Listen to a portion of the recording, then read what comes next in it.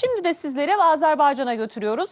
Ermenistan 7 Haziran'da son yılların en kritik seçimlerinden biri için sandık başına gidiyor. Seçim yalnızca ülkenin yeni yönetimini belirlemeyecek. Azerbaycan'la yürütülen barış sürecinin ve Türkiye ile normalleşme adımlarının geleceğini de şekillendirecek. Bakü'ye uzanalım. Ayrıntılar için muhabir arkadaşımız Fatih Avanos'a ve konuğuna sözü bırakalım.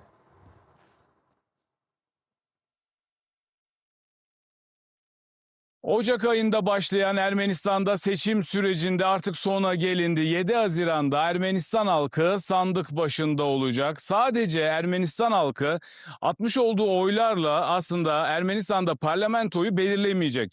Ermenistan halkının iradesi Ermenistan-Azerbaycan barış sürecine, Ermenistan-Azerbaycan ve Ermenistan-Türkiye normalleşme sürecine de doğrudan etki edecek. Çünkü bir tarafta geçmişin rövanşist aslında siyasetçileri, savaştan, kandan beslenen siyasetçiler. Diğer tarafta yeni bir Ermenistan iddiasıyla hiçbir ülkeden toprak talep etmeyen ve bunu da bir siyasi aslında çerçeveye oturtan Nikol Paşinyan.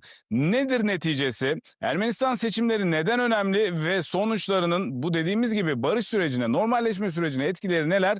Azerbaycan Milli Meclisi'nden Sayın Rızvan Nebiyev'le siyaset bilimi üzere ilimler doktoru kendisiyle konuşacağız. Efendim yerimize hoş geldiniz.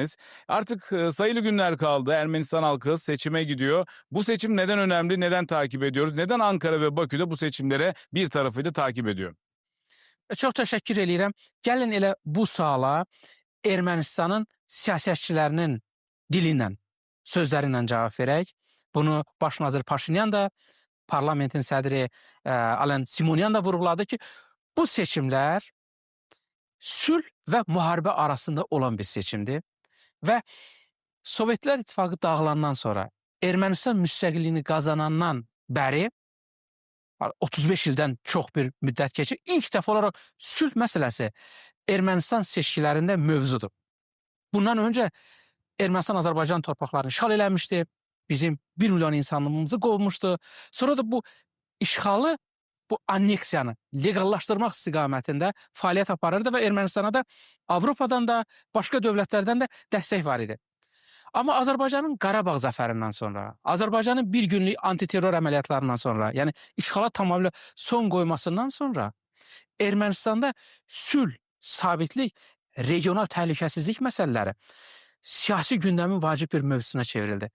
Yenə mən Ermənistan parlamentinin sədri Simonyanın elə bir 2 həftə öncə Deutsche Welle'yə verdiyi bir müsahibədən sitat gətirmək istəyirdim ki, deyir ki, Ermənistanın siyasətində başında duranların səhvi ondan oldu ki, Ermənistanın gələcəyini onun keçmişinin, keçmiş narrativlərinin üzərində qurdular.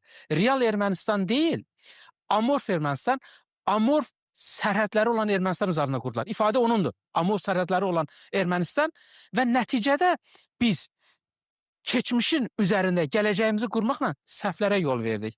Və Qarabağ, və belə də bildirir ki, Ermənistan üçün bir tələydir. Və biz o tələyə düşdük və biz itirdik. Bunu əgər Ermənistan siyasətində onun başında duran bir şəxs etiraf eləyirsə, deməli, bu seçkinin önəmi ilə bağlı biz bəzi nəticələri çıxara bilərik və bugün 7 iyunda baş tutacaq seçkinin nəticələri təkcə Ermənistanın siyasi istiqaməti ilə bağlı deyil, eyni zamanda regionda sülh, sabitlik, təhlükəsizliklə bağlı da istiqamətlərə çox ciddi təsir eləyəcək. Və bu mənada da Ermənistanın yaxın qonşuları kimi Türkiyə və Azərbaycanla münasibətlərin də deməli perspektivi bu seçimlərdən asılıdır. Deməli, ilkin müşahidələr, aparılan sorğular göstərir ki, hazırki baş nazir Paşinyanın seçimlərdə qalib gəlmə şansı çox böyükdür və Paşinyan da seçkiyə sülh gündəliyi ilə gedib. O sülh gündəliyinin müəllifi Azərbaycandır, Azərbaycanın siyasi lideri prezident İlham Əliyevdir. Çünki işğala son qoyduqdan sonra regionda yeni siyasi reallıq yarandı. Bu yeni status quo üzərindən Azərbaycan sülh gündəliyi və əməkdaşlıq gündəliyi formalaşdırdı və biz Ermənistanı da onun içərisində görmək istəyirik.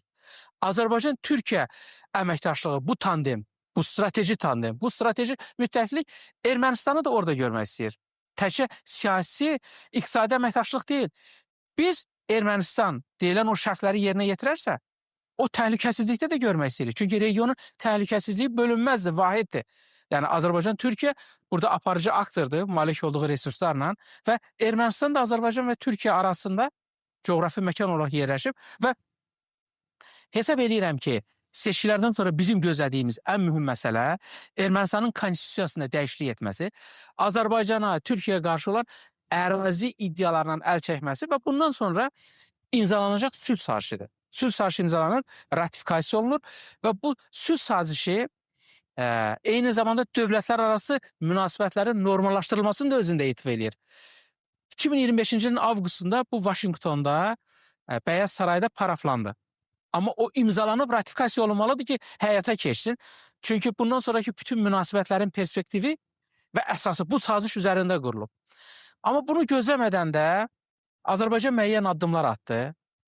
Biz Türkiyə ilə müəyyən o razılıqları nəzərə alaraq bugün Azərbaycan ərazisindən Ermənistana taxıl gedir. Hətta Ermənistanda sülh səylərini, sülhü dəstəkləmək üçün enerji də ixrac elədik. Bu trenlərlə gəldi. Digər bir məsələ isə təbii ki, Türkiyə-Ermənistan sərhəddinin açılmasıdır.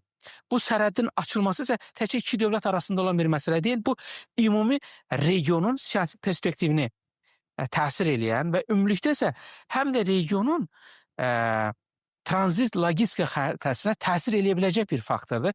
Şərtlərimiz eynidir.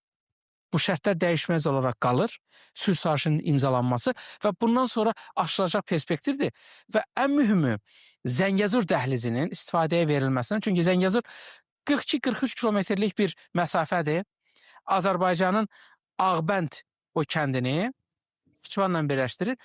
Naxçıvandan sonra 180 kilometrdən çox məsafədən gəldikdən sonra isə Türkiyə ilə sınıra çatır və burada Türkiyə biz gəlin baxışından baxaq, Qarsdan. Deməli, bir istiqamət var. Qars, Tiflis, Bakı dəmir yolu. İndi isə Qars, İqdır, Naxçıvan dəmir yolu tikilir.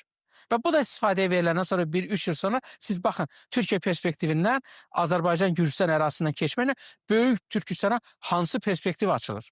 Və bugün də ixrac marşrutları üzərinə hansı dövlətlər o nəzarəti həyata keçirirsə, təbii ki, siyasətdə də, digər məsələlərdə söz sahibi bu dövlətlərdir.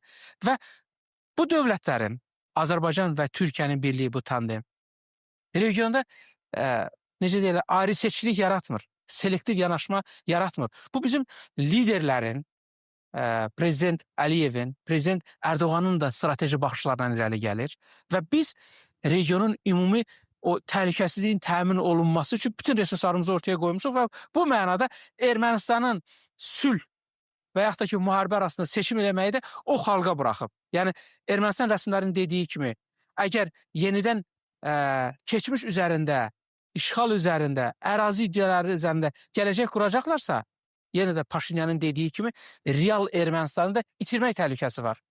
Yox, sülh, əməkdaşlıq yolu seçilərsə və yenə də erməni siyasətçilərinin dediyi kimi, vaxt gələcək, Ermənistanın təhlükəsizliyinin də təminatçısı Azərbaycan-Türkiyə tandemi olacaqdır. Ermənistan cəmiyyəti 30 illik işğaldan, müharibədən, səfalətdən tükəndi.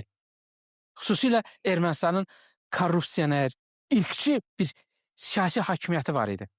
Məsəl üçün, bu hakimiyyətin başında olanlardan biri Robert Koçaryan Avropa Şurası Parlament Assambleyasına çıxış edib deyir ki, Azərbaycan və Türk xalqları etnik olaraq uyğunsuzdur, bir yerdə yaşaya bilməzlər. Və Avropada bunu alqışlayır. Bunun deməli, arxivdə qalır.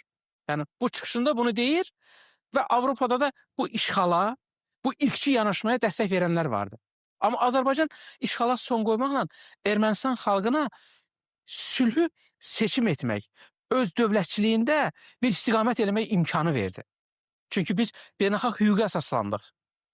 Bizim Türkiyə ilə siyasi birliyimiz regionun siyasi mənzərəsini sülh sabitlik istiqamətində dəyişməyə yönəldi və biz buna nail olduq, böyük addımlar atmışıq və Gürcüstanı siz çox gözəl bir nümunə olaraq gətirdiniz. Çünki Gürcüstan Azərbaycanın enerjisindən bəhrələnməklə, istifadə etməklə özünün dövlətçiliyini möhkəmləndirdi.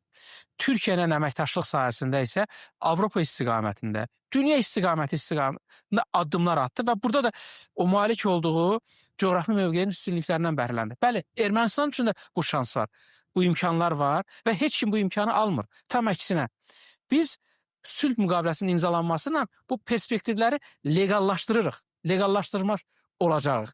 Ona görə də seçim Ermənistan xalqındadır. Ermənistanın siyasətini yönləndirən insanlardadır ki, yaranmış bu tarixi pəncərəni kapatmasınlar. Efendim çok teşekkür ediyoruz. Gözler artık 7 Haziran'da seçkilerde bölgemiz için hayırlı olmasını diliyoruz. Dediğimiz gibi ne netice çıkarsa çıksın Türkiye ve Azerbaycan zaten adımlarını ortak bir şekilde atıyor. Ermenistan'da Güney Kafkasya'daki istikrar anlamında bu yapbozu tamamlarsa, buradaki istikrara koşulursa, katılırsa demek ki bundan sonraki süreçte kazanan Gürcistan'ın yanında artık Ermenistan da olacaktır. İşbirliği olacaktır. Kardeşlik, komşuluk ilişkileri olacaktır diyelim. Başkent Bakü'de son notlar bu şekildeydi. Sözü yeniden size bırakalım. Fatih Avanos'a ve değerli konuğuna teşekkür ediyoruz. Verdikleri bilgiler için, aktardıkları notlar için sevgili seyirciler.